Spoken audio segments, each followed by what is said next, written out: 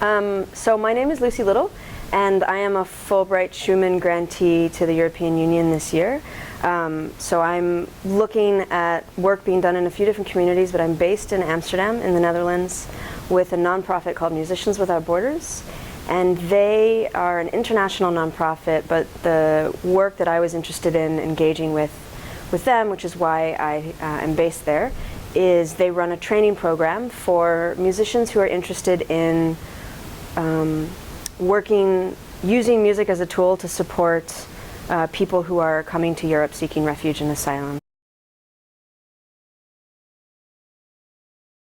I have wanted to be a Fulbright scholar. I wanted to apply to the Fulbright program since I was in high school and learned about it, actually. And you know, I'm 30 now, so I took a long time to get to the point of applying for it. But the Fulbright Schuman specifically, I really liked the ability to do comparative research and to think about one large question and to see how different communities are working on these same issues. And the reason that I was interested in coming to Europe is, you know, as an artist who has a background working in community settings in the United States, and I have a background working in the space of immigration, they're not the same situations, but there are a lot of parallels. And so I started looking for a Fulbright program that would allow me to think about the work I had done in the States and really apply it in a place where there were some similarities. And obviously hoping that I could learn things to then take back to the work I do in the future. So the Fulbright Schuman, I actually didn't know about it before. I didn't know that you could apply to do work in the EU as opposed to in a particular country. And when I found out about it, I just thought, oh, this is going to be a really hard thing to get, but I should do this instead of choosing one particular country, because I am more interested in traveling and in exploring different approaches and different communities to the same broad question.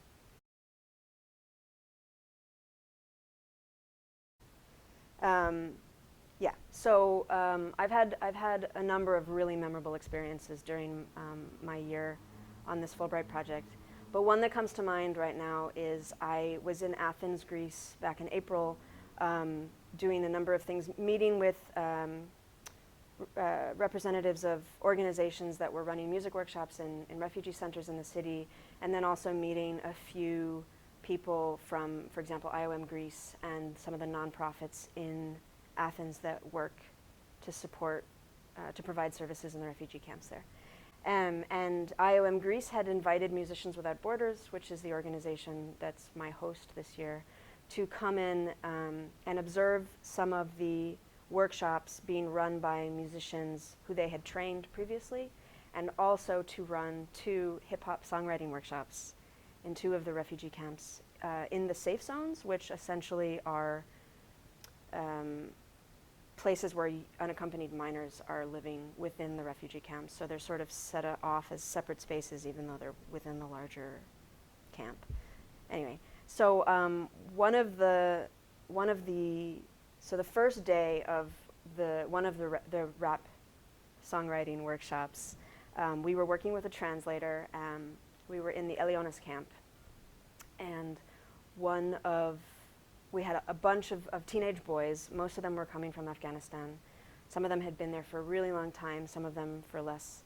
And they were all really excited. And of course, I mean, rap and hip hop is a language that many, many young people relate to, and a music genre that many people relate to. And we had these 2 Dutch rappers that were running the workshop.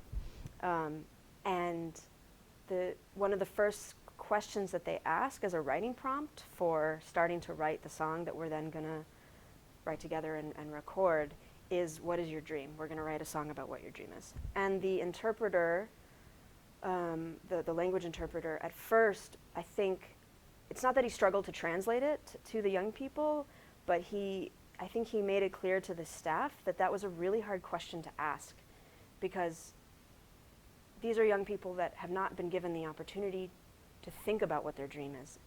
They're in survival mode. They've gotten to Greece, but the journey that they had to travel to get there, and it's very hard. And then they're in this limbo right now in the camp in terms of what's going to happen and where they're going to go. So you know, he expressed not frustration, but just an awareness of the reality of that question and how people can even understand it. But it was really, really beautiful because throughout the course of that day, he was engaged with us and helping us translate and work with the boys on writing their verses, and they were all starting to think about their dreams, and some of it was like, I want to be a football star, or I want to have a girlfriend, or you know, whatever it might be, and then some of it was sort of more lofty, or more about, you know, settling and all of those things. But by the end of the day, he was very obviously moved, and you could see that it kind of worked, and it was this beautiful moment of even realizing that we take for granted the fact that we're allowed to dream a lot of the time. I think a lot of us come into these sorts of research projects or the work, you know, that we do, and we want to be good people, and we want to think that we've worked on dispelling misconceptions and stereotypes that we might have about people. And so obviously I think because my project was thinking about like the arts as a supportive tool for people seeking refuge in Europe, that I was someone who, you know, didn't have stereotypes and understood the situation and all of those sorts of things. And of course the answer is you never understand the situation really, and you of course have stereotypes, you know. And so maybe one way of starting to answer this question is something that was really, really good for me was actually a language shift that happened. When I first arrived, Musicians Without Borders there's a whole conversation about the label of refugee, or migrant or asylum seeker, and realizing that even the European Union doesn't have one like official terminology, and everyone understands those terms differently and uses them differently, and for the good and for the bad, in terms of sort of saying, oh, that person's a migrant, and what people think when someone hears that or something, you know, all of that stuff, which is really real and present, and I've seen everyone has misconceptions and fears and all over the place, and it's really sad. But one of the things that was really important for me was Musicians Without Borders did a lot of work to always say not, oh, this person is a refugee, but this person is someone who has a refugee experience, or who is going through a refugee experience, or who has that background. And I think it's the idea, if that's not something you're personally going through, you can never really understand. You can try, you know, I can try and empathize, and I've met so many amazing people who are going through this, and I'm learning their stories, but I will never understand, you know. But it's realizing that, and I know this sounds really simplistic, but you actually realize even in policy that this is often not the case. Like, they are people, and they are people who are going through this unfortunate experience, and it sucks, you know. And most of the time, I don't think some people probably want to be here and they want to resettle but you know, a lot of people don't want to have to leave their homes, and it is a really unfortunate experience that they're going through, but it's not their identity, and they have so many stories, and so just like someone who doesn't have that experience has. And even though that might sound pretty simplistic, understanding that linguistic difference actually really helped me approach every situation that I walked into. I'm sure everyone says this, but it is very true that the experience I've had this year with this Fulbright grant has absolutely changed me in so many ways, all positively. Even the things that I've struggled with, the things that I felt like I didn't accomplish in the way I wanted to, the things I didn't think I was going to do that I did, everything has really impacted me, and I'm very grateful for it. And I mean that sincerely. I'm sure we're all like trained to say it, but I really do mean it. I think professionally, I have really come to understand that this is a path that I want to continue on. And I want to, one of the reasons that I did this is because as someone who has both an artistic and a more service, like nonprofit backgrounds, I really wanted to see how people here try to combine those two professions in a way.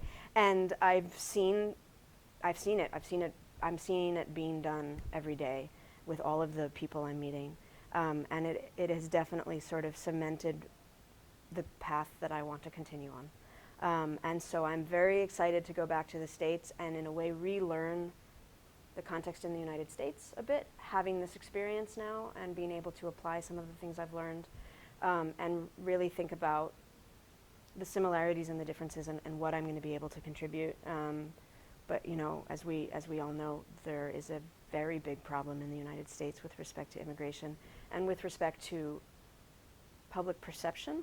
And I have seen music is a tool, it's not the only tool, but it is a tool, and I think a very good one, for breaking down barriers and building spaces where people can meet each other in new lights. And